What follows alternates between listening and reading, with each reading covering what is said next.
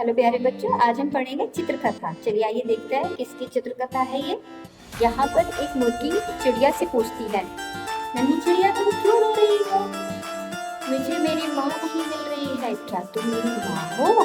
नहीं नहीं, मैं तो मुर्गी हूँ। तुम्हारी माँ तो तुम्हारे जैसी होगी। नन्ही चिड़िया रोते रोते आगे चलने लगी।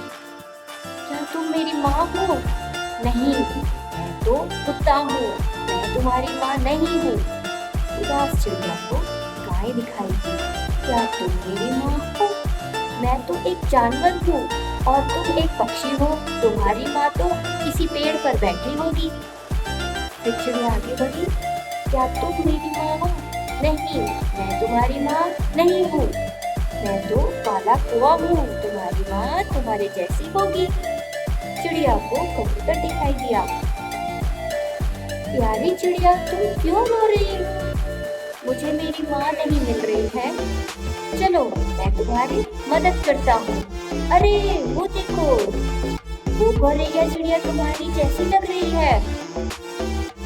माँ माँ, मेरी प्यारी नन्ही नन्ही चिड़िया अपनी माँ को देखकर बहुत खुश हो गई।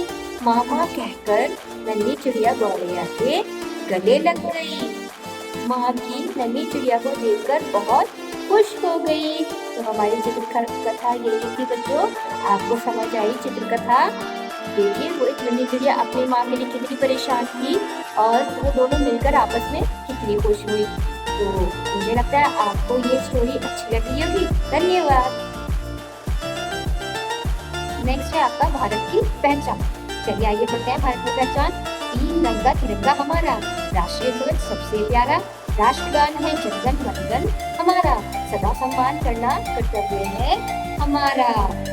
रुपया है हमारी राष्ट्रीय मुद्रा, पहचान है देश की समृद्धि का, लंबी आयु और छाया का प्रतीक है बरगद, राष्ट्रीय पेड़ का सम्मान है इसने पाया, सुंदरता और शक्ति का प्रतीक है बाघ, संख्या इसकी बढ़ानी है मिलकर 7, सत्य और पवित्रता का प्रतीक है कमल, राष्ट्रीय फूल की उपमा से सजा यह है निर्मल, राष्ट्रीय फल आम कहलाए, इसकी मिठास जीवन में घुल जाए।